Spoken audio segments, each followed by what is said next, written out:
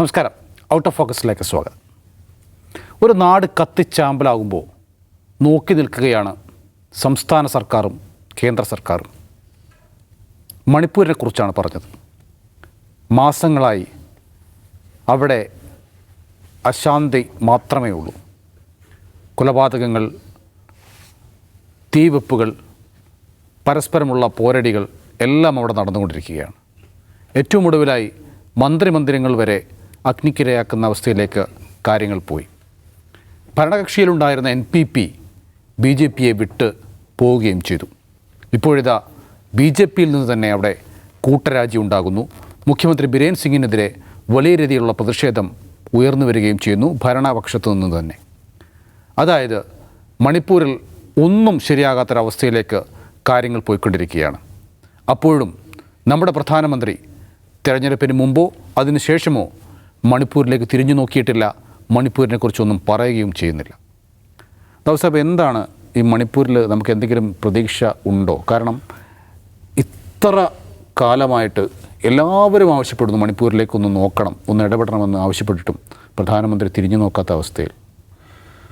മണിപ്പൂരിൽ ഇപ്പോൾ 1.5 വർഷം, ഒരു വർഷം 6 മാസമായി ഈ കറണ്ട് വയലൻസ് തുടങ്ങിയിട്ട്. ഒരുപക്ഷെ നമ്മുടെ ഇന്ത്യയിലെ ചരിത്രത്തിൽ ഒരു വയലൻസ് ഇത്രയധികം നീണ്ടു നിൽക്കുക എന്നുള്ളത് അപൂർവമായിട്ടുള്ളൊരു സംഭവമായിരിക്കും.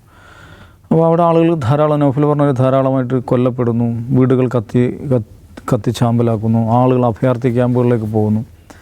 അപ്പോൾ അതേക്കുറിച്ച് പറയുമ്പോൾ BJPയുടെ ഈ ഓൺലൈനിൽ സൈബർ പോരാളികൾ ഉണ്ടല്ലോ, IT സെല്ലുകാർ പറയുന്ന ഒരു സാധനം എന്ന് വെച്ചിട്ടുണ്ടെങ്കിൽ അവരെന്നെ ഡിഫെൻഡ് ചെയ്യുക എങ്ങനെയാണെന്നറിയോ? കോൺഗ്രസ് ഭരിക്കുമ്പം കൊല്ലപ്പെട്ട ആളുകളുടെ കണക്ക് വെച്ചിട്ടാണ്. എന്ന് പറഞ്ഞാൽ 1950 അല്ലെങ്കിൽ 47 മുതൽ മണിപ്പൂർ എന്ന് പറയുന്ന ആ പ്രദേശത്ത് കൊല്ലപ്പെട്ട ആളുകളുടെ കണക്കൊക്കെ വെച്ചിട്ട് നിങ്ങളൊരിക്കും ഇത്രയും പേര് കൊല്ലപ്പെട്ടു, ഞങ്ങളൊരിക്കും ഇത്രയും പേരെ കൊല്ലപ്പെട്ടുള്ളൂ എന്ന് പറഞ്ഞ് ഡിഫെൻഡ് ചെയ്യുന്ന വളരെ അശ്ലീലമായിട്ടുള്ളൊരു സംഗതിയാണ് നമ്മൾ കാണുന്നത്.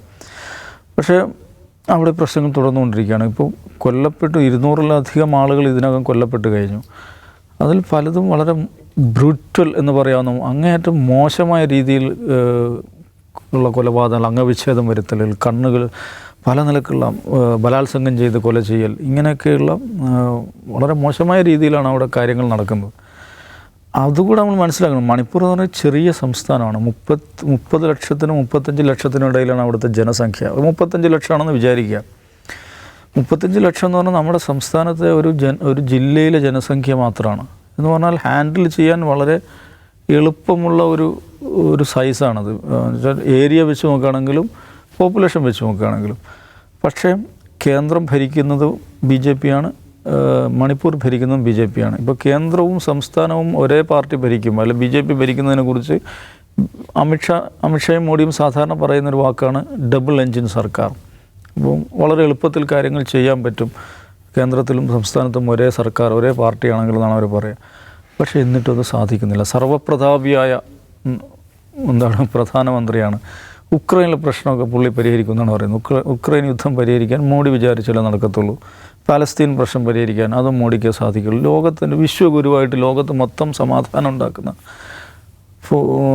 മോഡി ഒന്ന് വിളിച്ചു പറഞ്ഞാൽ യുദ്ധം അവസാനിപ്പിക്കാൻ പറ്റുന്ന ഒരു ലോകഘടനയാണ് ഇന്നുള്ളതെന്നുള്ളതാണ് BJPയുടെ ഈ സംഘ് പരിവാർ സൈബർ വാരിയേഴ്സ് പ്രചരിപ്പിക്കാറ്.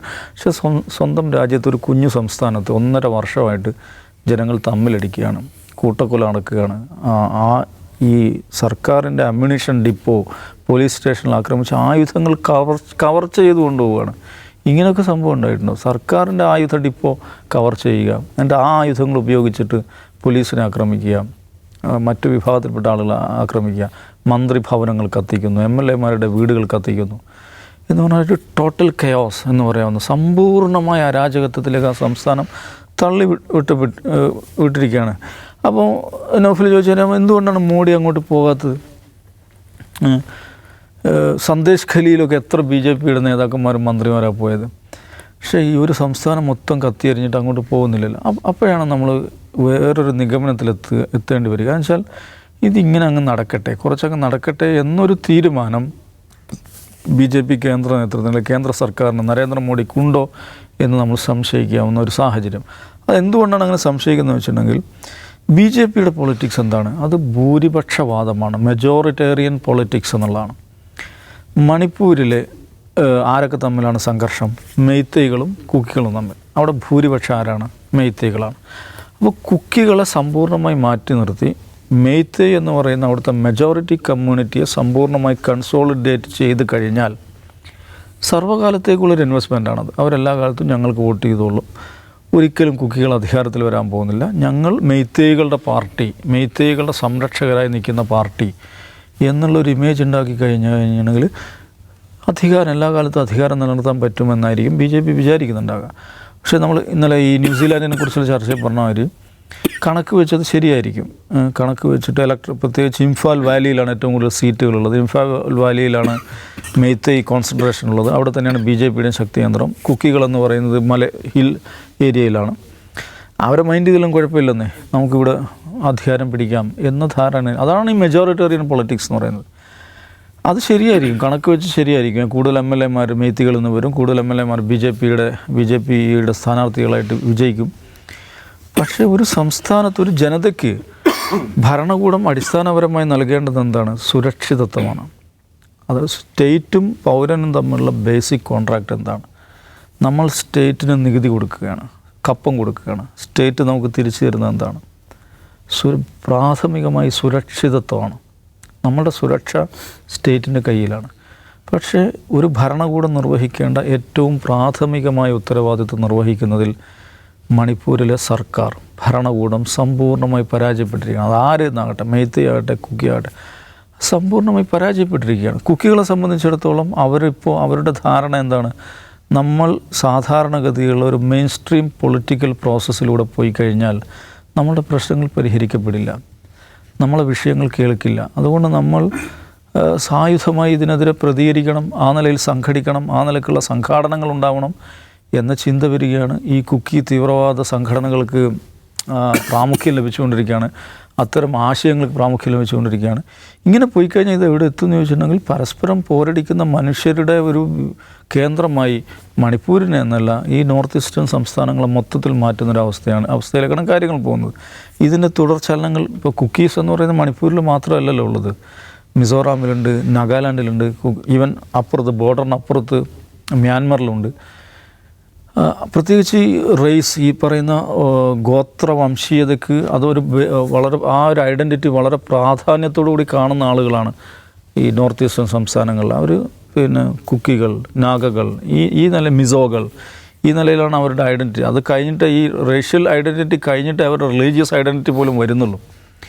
അപ്പോൾ ഇതിനകത്ത് റേഷ്യൽ മണിപ്പൂരിൽ നോക്കുമ്പോൾ സവിശേഷമായി മതപരവും വംശീയവുമായിട്ടുള്ള പ്രശ്നങ്ങൾ. കാരണം കുക്കികൾ മഹാഭൂരിപക്ഷവും ക്രിസ്ത്യൻസാണ്, മെയ്തേയ്കൾ മഹാഭൂരിപക്ഷവും ഹിന്ദുസാണ്. ആ നിലക്കുള്ളൊരു ഡിവിഷനും കൂടെ അവിടെ വരുന്നുണ്ട്. അപ്പോൾ ഇത് മൊത്തം നോർത്ത് ഈസ്റ്റ് മേഖലയെ തന്നെ അരാജകത്വത്തിലേക്ക് കൊണ്ടുവിടുന്നതിലേക്കാണ് ഇത് എത്തിക്കുക. പക്ഷേ അങ്ങനെ ഒന്ന് സംഭവിക്കട്ടെ എന്നാണ് കേന്ദ്ര ഭരണകൂടം വിചാരിക്കുന്നതാണ് ഇതുവരെയുള്ള അവരുടെ സമീപനം കാണുമ്പോൾ തോന്നുന്നത്. വെച്ചാൽ ഡിവൈസീവ് പൊളിറ്റിക്സ് പറഞ്ഞത് ഇങ്ങനെ വിഭജനം ഉണ്ടാക്കി കഴിഞ്ഞാലേ തങ്ങളുടെ രാഷ്ട്രീയമായ സ്ഥിരത ഒരു ദീർഘകാലത്തേക്കുള്ളൊരു നിക്ഷേപമായിരിക്കും അത് എന്ന് വിചാരിക്കുന്ന ഒരു പൊളിറ്റിക്കൽ ഡിസ്പെൻസേഷനാണ് കേന്ദ്രം ഭരിക്കുന്നത്. അതുകൊണ്ട് വളരെ എളുപ്പം ഇതിനൊരു പരിഹാരം ഉണ്ടാവും, ശമനം ഉണ്ടാവുമെന്ന് ഞാൻ വിചാരിക്കുന്നില്ല. ഇതിൽ ഒരു പരിഹാരമാർഗം വേണമല്ലോ. ഇപ്പം അങ്ങനെ ഒരു പരിഹാരമാർഗം നിർദ്ദേശിക്കുക രണ്ട് കൂട്ടർക്കും സ്വീകാര്യമായൊരു മാർഗം ഇല്ലാത്തത് കൊണ്ടാണോ കേന്ദ്ര സർക്കാർ അതിൽ ഇടപെടാത്തത്? ഈ പ്രശ്നം പരിഹരിക്കാൻ BJP ഭരിക്കുന്ന മണിപ്പൂരിലെ സംസ്ഥാന സർക്കാരിനോ കേന്ദ്രം ഭരിക്കുന്ന മോദി സർക്കാരിന് കഴിയില്ല. അത് പരിഹരിക്കാൻ RSSന് മാത്രമേ കഴിയൂ. അതിൻ്റെ കാരണം എന്ന് വെച്ചാൽ ഈ മണിപ്പൂരിൻ്റെ ദവസായി കൂടെ വിശദീകരിച്ച പോലെ വളരെ കോംപ്ലക്സ് ആയിട്ടുള്ള ഈ ഗോത്രബന്ധങ്ങൾ മെയ്തേയ് വിഭാഗം എന്താണ് ഹിന്ദു മതവിശ്വാസികളായ ആളുകളാണ് കൂടുതൽ എന്ന് പറഞ്ഞു. പക്ഷേ സ്വാതന്ത്ര്യത്തിന് മുമ്പ് ഈ മിഷണറിമാർ അവർക്കിടയിലും മിഷണറി പ്രവർത്തനം നടത്തി അവരിൽ ധാരാളം പേർ ക്രിസ്ത്യാനികളായിട്ടുള്ളൂ. ഭൂരിഭാഗം ഹിന്ദുക്കളായിരിക്കും തന്നെ അവരിൽ ബഹുഭൂരിഭാഗം ക്രിസ്ത്യാനികൾ, കുറച്ച് ആളുകൾ ക്രിസ്ത്യാനികളുമുണ്ട്. ഗോത്രമേഖലയിലെ മിഷണറി പ്രവർത്തനത്തിൽ അവരിൽ ബഹുഭൂരിഭാഗം ക്രിസ്ത്യാനികളാണ്. ഈ മെയ്തേയ് വിഭാഗത്തിൽ തന്നെ ഹിന്ദു ക്രിസ്ത്യൻ ഭേദമില്ലാതെ തന്നെ അവർക്ക് അവരുടെ ഒരു പ്രൈഡുണ്ട്. കാരണം മണിപ്പൂർ ഭരിച്ചിരുന്നത് അവരുടെ കൂട്ടത്തിൽ നിന്നുള്ള രാജാവാണ്. അപ്പോൾ ആ പ്രൈഡ് മുന്നിൽ നിർത്തിക്കൊണ്ടുള്ള അവരുടെ മെയ്തേയ് ദേശീയവാദം നേരത്തെ തന്നെ ഉണ്ട്. ഇന്ത്യയോട് മണിപ്പൂർ ചേരുന്ന സമയത്ത് തന്നെ ഈ മെയ്തേയ് ദേശീയവാദമുണ്ട്. മെയ്തേയ്കളുടെ നിന്ന് തന്നെ വ്യത്യസ്ത തരത്തിലുള്ള സെപ്പറേറ്റിസ്റ്റ് മൂവ്മെൻറ്റുകളുണ്ട്. അവർ പലരും എന്താണ് പറയുക മാർക്സിസ്റ്റ് ലെനിനിസ്റ്റ് ശൈലിയിലുള്ള സംഘടനകളുണ്ട്, ആംഡ് ഫോഴ്സസ് ഉണ്ട്. അവരുടെ ഭാഗത്തു നിന്ന് തന്നെ പ്രത്യേക മെയ്തേയ് രാജ്യം വേണം എന്ന് പറയുന്ന നിരവധി സായുധ ഗ്രൂപ്പുകളുണ്ട്. കുക്കികൾക്കിടയിലും അത്തരത്തിൽ കുക്കി ദേശീയത ഉയർത്തിപ്പിടിക്കുന്നു. കുക്കി ദേശീയത എന്ന് പറഞ്ഞാൽ ഇന്ത്യയിൽ മാത്രമല്ല കിടക്കുക, ഇന്ത്യ മ്യാൻമർ ബോർഡറിൽ കടന്നു കിടക്കുന്ന ഒരു വലിയ വിശാലമായ കുക്കി രാജ്യത്തെക്കുറിച്ചാണ് അവർ സംസാരിക്കുക. അപ്പോൾ ഇത്തരം സായുധ ഗ്രൂപ്പുകളുമായിട്ട് കേന്ദ്ര സർക്കാർ പല കാലങ്ങളിൽ കരാറിൽ ഏർപ്പെടുകയും ആ കരാറും സമാധാന പ്രക്രിയയൊക്കെ മുന്നോട്ട് പോയതിൻ്റെ ഭാഗമായിട്ടാണ് ആസ്ഫ പിൻവലിക്കുന്നത്. ഈ പ്രശ്നങ്ങൾ നിലനിൽക്കുമ്പോഴാണ് പുതിയ 2 മെയ്തേയ് എക്സ്ട്രീമിസ്റ്റ് ഗ്രൂപ്പുകൾ മണിപ്പൂരിൽ ഉദയം കൊള്ളുന്നത്. ഒന്ന് മെയ്തേയ് ലീപുൻ എന്ന് പറയുന്ന ഒരു സംഘടനയുണ്ട്, മറ്റൊന്ന് അരംബായ് തെങ്കോൽ എന്ന് പറയുന്ന മറ്റൊരു സംഘടനയുണ്ട്. മെയ്തേയ് ലീപുൻ്റെ നേതാവ് പ്രമോദ് സിംഗ് എന്നാണ് അയാളുടെ പേര്. അയാൾ ഗുജറാത്തിൽ പഠിച്ച ഒരാളാണ്. ഗുജറാത്തിൽ പഠിച്ചുകൊണ്ടിരിക്കുമ്പോൾ അയാൾ ABVPയുടെ നേതാവായിരുന്നു. RSSൻ്റെ വിദ്യാർത്ഥി സംഘടനയായ ABVPയുടെ നേതാവായിരുന്നു. ഇയാൾ വന്നിട്ട് രൂപം കൊടുത്തൊരു സംഘടനയാണ് ഈ പറയുന്ന മെയ്തേയ് ലീപുൻ എന്ന് പറയുന്ന സംഘടന. അരംബായ് താങ്കോൽ ഉണ്ടായിട്ട് കുറച്ച് നാളേ ആയിട്ടുള്ളൂ. അരംബായ് താങ്കോൽ എന്ന് പറഞ്ഞാൽ മെയ്തേയ് ലീപുനെ പറ്റി അവിടെയുള്ള പൊളിറ്റിക്കൽ സയൻറ്റിസ്റ്റ് പറയുന്നത് RSSൻ്റെ സംഘടനാ ശൈലിയിൽ പ്രവർത്തിക്കുന്ന മെയ്തേയ് ഗ്രൂപ്പാണ് എന്ന് പറയുന്നു. ടെങ്കോലിനെ പറ്റി പറയുന്നത് അത് ബജ്രംഗ് ദളിൻ്റെ ശൈലിയിൽ പ്രവർത്തിക്കുന്ന ഒരു സംഘടനയാണ് എന്ന് പറയുന്നു. അവർക്ക് പ്രത്യേകമായ യൂണിഫോമൊക്കെ ഉണ്ട്, അവർക്ക് പ്രത്യേക ചിഹ്നമൊക്കെ ഉണ്ട്. ആ യൂണിഫോം ഇട്ട വോളണ്ടിയേഴ്സാണ് കലാപത്തിൽ പങ്കെടുക്കുമ്പോൾ പോലും ഈ യൂണിഫോം ഇട്ട വോളണ്ടിയേഴ്സാണ് അവിടെ പ്രവർത്തിക്കുക. മണിപ്പൂരിൽ നിന്നുള്ള പൊളിറ്റിക്കൽ സയൻറ്റിസ്റ്റ് ചൂണ്ടിക്കാട്ടുന്നത് ഈ 2 സംഘടനകളുടെയും രൂപീകരണത്തിന് പിന്നിൽ RSS ആണെന്നാണ്. അതായത് മെയ്തേയ്, കുക്കി, അങ്ങനെ വ്യത്യസ്ത തരത്തിലുള്ള ഈ ഉപദേശീയതാവാദത്തിൻ്റെ പേരിൽ സെപ്പറേറ്റിസ്റ്റ് മൂവ്മെൻറ്റുകൾ നടന്നുകൊണ്ടിരുന്ന മണിപ്പൂരിനെ അവർ 2 വിഭാഗങ്ങളാക്കി വേർതിരിച്ചു. ഒന്ന് മെയ്തേയ് എന്ന വിഭാഗവും മറ്റൊന്ന് ഈ പറയുന്ന ഗോത്ര വിഭാഗങ്ങളും. മെയ്തേയ്കൾക്കിടയിൽ അവർ പ്രവർത്തനം ശക്തമാക്കിക്കൊണ്ടിരിക്കെ തന്നെ ഈ ഭാഗത്തേക്കും ഈ മലമ്പ്രദേശങ്ങളിലേക്ക് അവർ കടന്നു ചെന്നിട്ടുണ്ട്.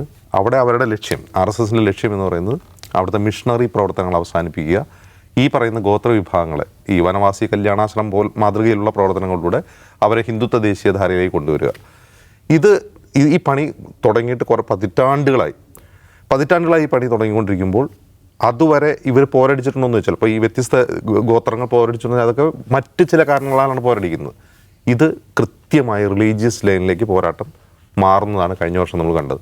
അതിൻ്റെ ഉദാഹരണമായിട്ട് ചൂണ്ടിക്കാട്ടുന്നത് ഇപ്പോൾ ഇംഫാൽ വാലിയിൽ കലാപം നടക്കുമ്പോൾ ആരാധനാലയങ്ങൾ ആക്രമിക്കപ്പെടുന്നുണ്ട്. അവിടെ ചർച്ചുകൾ ആക്രമിക്കപ്പെടുന്നത് കുക്കികളുടെ ചർച്ചുകൾ മാത്രമല്ല, മെയ്തേയ് വിഭാഗത്തിൽപ്പെട്ട ക്രൈസ്തവ വിഭാഗത്തിനും ചർച്ചുകൾ ആക്രമിക്കപ്പെട്ടിട്ടുണ്ട്. അപ്പോൾ ഈ പോരാട്ടം ഗോത്രീയത എന്നതിനപ്പുറത്തേക്ക് ഒരു റിലീജിയസ് റൈവൽറിയാക്കി മാറ്റാൻ RSSന് സാധിച്ചിട്ടുണ്ട്. ഇതേ RSS ഇത് കണ്ടുകൊണ്ടിരുന്നിട്ട് കേന്ദ്ര സർക്കാരിനോട് നിരന്തരം അവർ പ്രസ്താവന ഇറക്കുന്നുണ്ട്.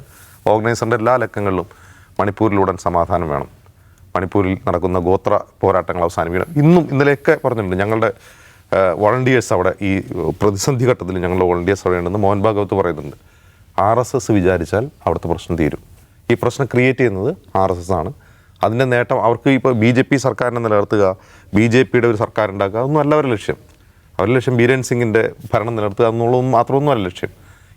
ഈ പ്രശ്നം ഉണ്ടാക്കുന്നതിലൂടെ അവർക്ക് കടന്നു ചെല്ലേണ്ടത് ഹിൽ ഏരിയയിലേക്കാണ്. അതിനുവേണ്ടിയുള്ള പണി അവർ തുടങ്ങി കഴിഞ്ഞിട്ടുണ്ട്. അതിന് RSSൻ്റെതായ കാരണങ്ങളുണ്ട്. അതിന് കാരണം എന്ന് വെച്ചാൽ ഈ മണിപ്പൂരിൻ്റെ മ്യാൻമാർ ബോർഡർ എന്ന് പറയുന്നത് ഏതാണ്ട് തുറന്ന് കിടക്കുന്ന ബോർഡറാണ്. ഈ കുക്കികൾ അങ്ങോട്ടും ഇങ്ങോട്ടൊക്കെ കാരണം ഇവരുടെ ബന്ധുക്കളായിരിക്കും മ്യാൻമാറിലുണ്ടാവുക, ഈ രക്തബന്ധമുള്ള മനുഷ്യരായിരിക്കും, കുടുംബബന്ധമുള്ള മനുഷ്യരായിരിക്കും. ഇവിടെ പൂർണ്ണമായും എന്ത് ചെയ്യാൻ കഴിയുന്നില്ല, സൈന്യത്തിന് ഇതിങ്ങനെ തടഞ്ഞു നിർത്താൻ കഴിയുന്ന ഒരു അതിർത്തി അല്ല അത്.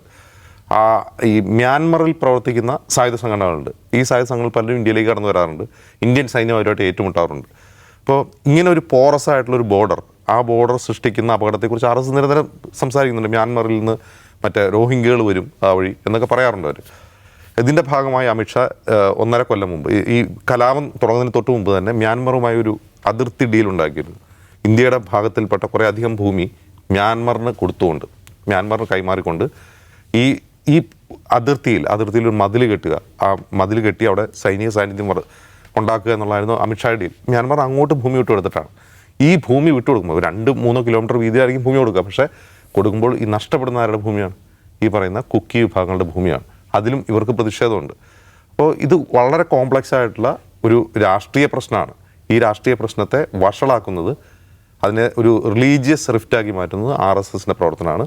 ഞാൻ പറയുന്നു, ഈ കലാപം തുടങ്ങിയതിന് ശേഷം 9 സംഘടനകളെ കേന്ദ്ര സർക്കാർ നിരോധിച്ചിരുന്നു. ഈ കലാപത്തിൽ പങ്കാളികളാകുമെന്ന് പറഞ്ഞു. ആ 9 സംഘടനകൾ ലിസ്റ്റ് നോക്കുമ്പോൾ അവരൊന്നും കലാപത്തിൽ പങ്കാളികളല്ല.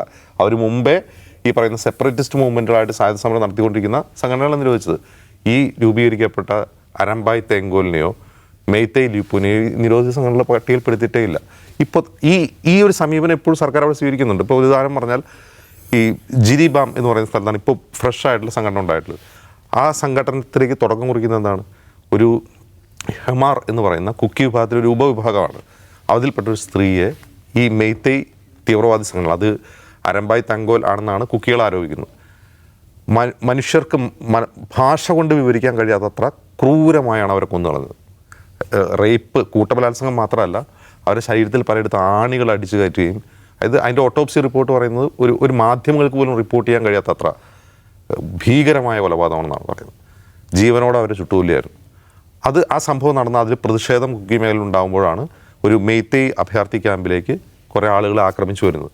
അത് ഈ പറയുന്ന കുക്കി മിലിറ്റൻറ്റ് സംഘടനകളാണെന്ന് പോലീസ് ആരോപിക്കുന്നു. അവരിൽപ്പെട്ട 10 വരെ പോലീസ് വെടിവെച്ച് കൊല്ലുകയും ചെയ്തു.